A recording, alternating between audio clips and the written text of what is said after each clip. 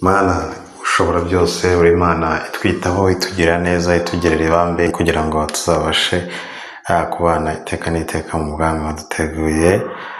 Kandi turagushimiye kuko ari wowe udushoboza kwitwara nk'uko bikwiriye kugira ngo tubashe kuzaragwa ibyo waduteguriye iminsi yose ubuzima bwacu bwose tuzabamo nyuma yo kuva muri ubu turimo. Rero reka tukugereho umugisha mu ijambo tugiye kuganira, ureke twungurwe ubwenge n'Imana kandi tubashe gusobanukirwa neza no kugendera mu byo wandikishije mu izina rya Yesu, amen. Nshuti bakunzi umwami wacu Yesu Kristo, ndagira ngo uyu mwanya tuganire ku ijambo ry'Imana riri mu rwandiko rwa gatatu rwanditswe na Yohana. Muzi ko twari duherutse kuganira ku rwandiko rwa kabiri rw'uwo mwanditsi ari nawe Yohana ugaragara mu butumwa bwiza. Iri jambo rero yenda turakomeza tuganire twifashishije Bibiliya ifite ubusobanuro. Tubanze turebe ku ntego ndetse nuko byari bimeze muri icyo gihe rwandikwa. Ikintu cya mbere twabanza kuvuga ni uko uyu warwanditse yari umukuru cyangwa se yari umuyobozi, ariko nanone ikindi twavuga ni uko nk'uko bisobanura yandikira abantu cyangwa se abigisha bagendagendaga mu matorero batumwe na Yohana nyine ubwe. Ikibazo ni uko cyari gihari igihe bandwandikaga, bajyanaga ubutumwa yabahaye gushyira abantu ngo bakizwe cyangwa bahindukire umwami Yesu, ntabwo bemerwaga mu matorero yo mu ntara ya Aziya. Wasangaga birukanwe n'uwitwaga Diyotirefe, wari umutegetsi, Bibiliya ivuga ngo umutegetsi w'umunyagitugu, kuko yabashaga no guca abanyetorero bacumbikiye intumwa za Yohana.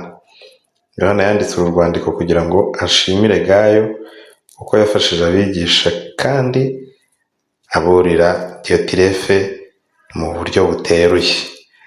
Niko iyo Bibiliya ifite ubusobanuro ivuga. Reka rero dusome mu rwandiko, turasoma igice cya mbere cyose. Umutwe w'amagambo uragira uti ishimwe Yohana ashimira Gayo. Njyewe umukuru ndakwandikiye Gayo ukundwa, uwo nkunda by'ukuri. Ukundwa, ndagusabira kugira ngo ugubwe neza muri byose, we mutaraga nk'uko umutima wawe uguwe neza, kuko nishimiye cyane uburyo bene data bazaga bagahamya uburyo ushikamye mu kuri ukakugenderamo. Nta cyantera umunezero waruta uwo kumva ko abana banjye bagendera mu kuri. Ukundwa, ukiranuka mu byo ukorera bene data byose, kandi ari abashyitsi bahamije urukundo rwawe mu maso y'itorero. Uzaba ugize neza nubaherekeza neza nk'uko bikwiriye ab'Imana, kuko bavuye iwabo ku bw'izina rya Yesu ari ntacyo batse abanyamahanga. Nicyo gituma dukwiriye kwakira neza abameze batyo, kugira ngo dufatanye gukorera ukuri. Yohana arega Diyotirefe. Hari icyo nandikiye itorero, ariko Diyotirefe ushaka kuba ukomeye muri bo araturosera. Nicyo gituma ubwo nzabibutsa ibyo akora, nuko atuvuga amagambo mabi y'ubupfu. Nyamara ibyo ntibimunyura, ahubwo arengaho akanga no gucumbikira bene data n'ababishaka, akababuza, akabaca mu itorero. Ukundwa, ntukigane ikibi, ahubwo wigane icyiza. Ukora ibyiza ni we w'Imana, naho ukora ibibi ntiyari yabona Imana. Demeteriyo ahamywa na bose, kandi n'ukuri ubwako kuramuhamya. Natwe turamuhamya, nawe uzi yuko ibyo duhamya ari iby'ukuri. Nari mfite byinshi byo kwandikira, ariko sinshaka kwandikishiriza wino n'ikaramu, ahubwo niringiye kuzakubona vuba tukavugana duhanganye. Urasigara amahoro, inshuti ziragutashya, untahirize inshuti uzivuze mu mazina. Amen. Amen. Untahirize inshuti uzivuze mu mazina. Harimo ikintu gikomeye hano,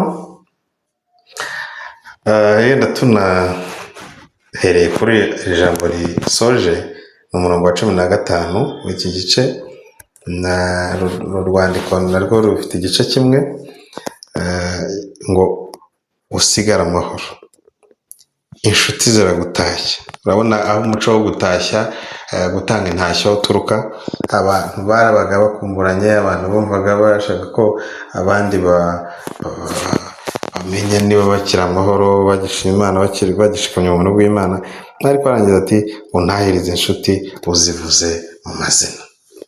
Hari ukuntu tugira ikibazo gihari mu banyetorero, mu bakristo, umuntu wese asa naho atitaye kuri bagenzi be, cyangwa se atitaye kuri bene se, atitaye kuvuga ngo yitwa nde, uyu ninde, uyu ninde. Ntibuse umuntu umwe mperutse kumva ubutumwa, noneho abanza ari aho twiga, baravuga bati rero buriya nugera gutya uyoboye cyangwa se uri mu itorero, uri umuyobozi, uri umukuru w'ikintu runaka, ukajya abandi bajya gutaha ukabasuhuza, ati Mukamana uraho, ati Nyirakanaka uraho, ati Mukantuzi uraho, ati gutyo, akumva uza amazina ye, bizamugora ko azasiba cyangwa aziburisha bityo gusa mu bihe bitaha azaba ati wa muntu burya aratuzi twese.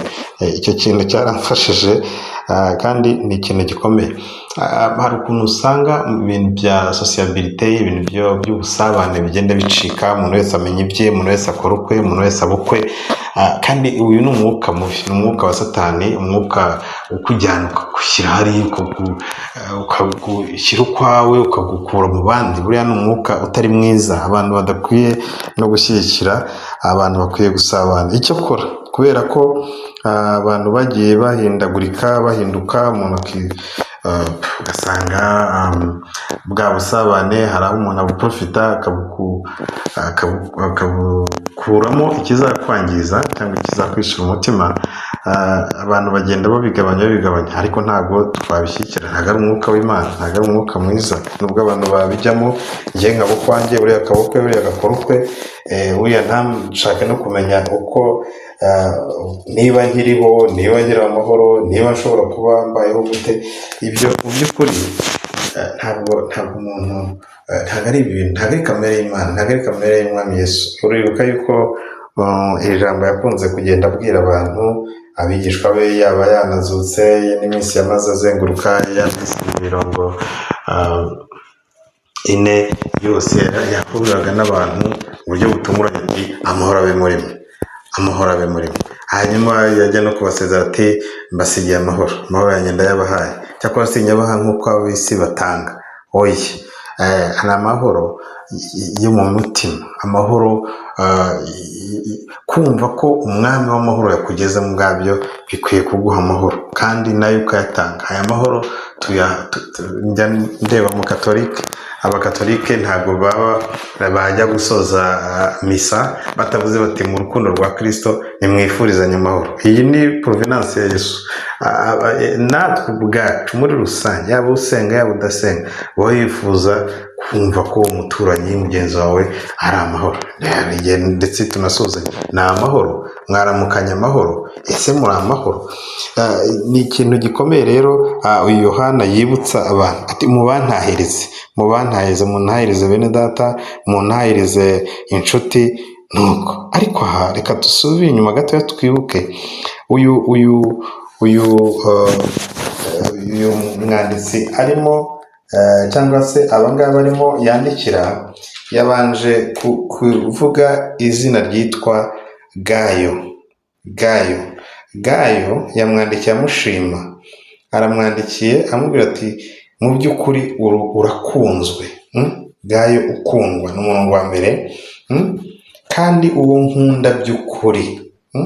Aravuga ati ndagusabira kugira ngo ugubwe neza muri byose, ube mutaraga nk'uko umutima wawe uguwe neza. Umutima wa Gayo uguwe neza kubera iki? Hari abamurwanya, hari abashaka kumuca abadiyotirefe, hari abatifuza yenda yuko akomeza no kugaragaza ibikorwa by'Imana, ibikorwa by'urukundo, ibikorwa byo gucumbikira abashyitsi, byo gucumbikira ba bandi, ndavuga bamwe bakwirakwiza ubutumwa. Ariko aravuga ngo umutima we umeze neza, uguwe neza. Umutima uguwe neza. Noneho ariko uguwe neza kubera iki? Ari mu bikorwa byiza arimo akora, ibikorwa byo gushikamya, mu bikorwa byo kwakira abamugenderera, kwakira cyangwa se gusangiza amahoro afite y'umutima abandi. Ikindi nanone hari ahantu yavuze ngo umurongo wa 5 ngo ukundwa ukiranuka mu byo ukorera bene data byose kandi ari abashyitsi. Marishimwe, ntabwo ari ibintu byoroshye, ntabwo ari ibintu twese twavuga ngo buri wese arabikora, buri wese abishobora, ariko niyo principe. Ubundi buryo abashyitsi ni bashyitsi bwoko kiyakiriye, ni ababwiriza ubutumwa bwiza, ni bashyitsi yakiriye bameze bate, ni abashaka ko amahoro aganza, ubutumwa bwamamara, abantu bagende bakwirakwize ijambo ry'Imana, ijambo rikiza, ijambo rihindura, rikiza imitima, rikiza depression, rikiza ubusambanyi, rikiza ubusinzi, rikiza abarozi, rikiza abapfumu, rikiza abanzi bose b'amahoro cyangwa abanzi b'ubuzima bwejejwe. Ni ijambo bakwirakwizaga ryiza. We rero yaravuze ati jyewe nubwo Diyotirefe arwanya ibi bintu, kuko urabona aha hantu ntabwo bari borohewe, ntabwo bari borohewe rwose. Ntabwo se niba yarabacaga mu itorero ashobora kuba nawe yari aririmo, ariko bavuze ko yari umutegetsi w'umunyagitugu. Ariko umuntu ashobora kwibaza ngo se uyu mutegetsi w'umunyagitugu, bavuze ngo muri ya introduction rya jambo ribanza cyangwa igisobanuro, bavuze ngo birukanwe ngo na Diyotirefe wari umutegetsi w'umunyagitugu kuko yabashaga no guca abanyetorero bacumbikiye intumwa za Yohana. Se ubundi yabazizaga iki? Ni ukuvuga ngo ibyo bagiraga ntabwo yabishimaga, ntabwo se yashakaga yuko aba bantu aya mahoro Yohana yifuriza abigishwa akwira mu bantu, ntabwo se yifuzaga ko urumva hari ahantu yandikira uyu Gayo, Yohana ku murongo wa 11 yavuze ngo ukundwa akunzwe kubera iki? Ibikorwa byiza, imirimo myiza akora, ngo ntukigane ikibi ahubwo wigane icyiza. Iri ni ijambo rikomeye, ntukigane ikibi ahubwo wigane icyiza. Ati ukora ibyiza niwe w'Imana, naho ukora ibibi ntiyari yabona Imana. Ukora ibyiza niwe w'Imana, naho ukora ibibi ntiyari yabona Imana. Bene data, gukora ibyiza ni umuco w'abakristo, gukora ibyiza ni umuco w'Abimana, gukora ibyiza ni umuco udutandukanya na kamere muntu. Kamere muntu ifite ibyo irarikiye, ifite ibyo ishaka, ifite ni bya yindi Abisirayeli bagira ngo purey dan pourdan, ijisho riharerwa irindi, iryinyo riharerwa irindi. Ariko uyu ukora ibyiza arararikirwa gukomeza kubigumamo, kandi agashishikarizwa ngo ntukigane. Kwigana bishobora kuba atari umuco wawe, ushobora kuba udasanzwe ukora ibibi, ushobora kuba udasanzwe uri umuntu mubi pe, utari umuntu urangwa n'ibibi, ugendera mu bibi, wibwira ibibi, ushakisha uburyo wakora ibibi. Aravuga ngo ntukabyigane. Bishatse kuvuga ngo please ntunagerageze. Rero reka mbabwire yuko umwanditsi cyangwa se Yohana yandikiraga yaramubwira ngo twashimye uko witwara, nashimye rwose uburyo ugenda, nashimye iyo mico yawe myiza, nashimye yuko ukiri muri wa murongo nabasigiye, nashimye yuko ukiri mu murongo umwe na Yesu, nashimye yuko ukiri mu cyerekezo kimwe n'icy'Imana. Noneho rero ikibi gishobora kuba kiri around, kiri hafi aho, ariko ntugerageze, ntukigane. Imana idufashe, Imana itugirire neza. Twese turasaba Imana idufashe twe kwigana ikibi, twe kwigana ikibi. Ko kwigana ikibi, ese ubwo reka twibaze, abantu bose bakoze ibibi ubwo ubundi byamera bite? Hatari abantu bazima, hatari abantu bavuga beza, hatari abantu bakora ibyiza, abantu bose bakaba abanyabibi, byasoza bite? Dufate nk'urugero, ubu ibibi hari umuntu utabizi, abantu bose babaye babi, ubundi abantu baba bakiriho byagenda bite? Byarangira bite? Noneho rero haragomba kuba itara ryaka, hagomba kuba urugero, haragomba kuba abantu b'icyitegererezo, hagomba kuba abantu barwanya ikibi, batakigenderamo kandi bashishikariza abandi kukireka. Kuko ni byiza yuko hari ibice bibiri, hari abakora ikibi, hari n'abagerageza kubyigana, ariko noneho abantu bose bagerageje kubyigana, abandi bakabibamo bakabitebereramo, ubundi baba bari byarangira bite? Byasoza bite? Tegereza n'abantu bose biganye ikibi, abantu bose bakora ibibi, byarangira bite? So rero reka dusabe Imana kugira ngo tubashishe kandi dushoboze kugira ngo tugende nk'uko bikwiriye, kandi twigane icyiza, kandi tukagitsimbararaho. Muzi yuko hari ukuntu abantu rimwe na rimwe hari igihe ukora ikibi, cyangwa se wigana ikibi nk'uko biri bivuze, kubera ugoswe n'ibibi hirya hino, ugoswe n'ikibi kikurembuza, kikurarika, kiti ngabo nawe warangaye, abandi dore urataka birasigaye, ariko ntabwo ukwiye guteberera muri cyo. Reka nibutse rya jambo, ni wa mugani uvuga ngo ntabwo tuzabuza inyoni kuguruka hejuru yacu, ariko zishobora no kugenda zikatwanduza, ariko ntabwo tuzemera ko ngo zitwarika mu mutwe. Reka rero turwane n'ikibi cyose kiba kitujyana gishaka ko twakigana, twakibamo, kubera ko tubaye mu kibi ntitugire abantu bamurikira abari mu kibi, isi yahita yorama, nta buzima yagira, nta mahoro, nta mutekano, nta byiza.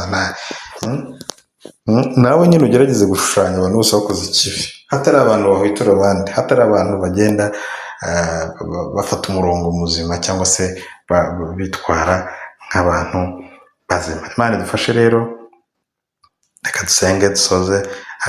Buri wese agerageze kugendera muri iyi principe ngo ntukigane ikibi. Imana izadushoboza kandi Imana izatubashisha.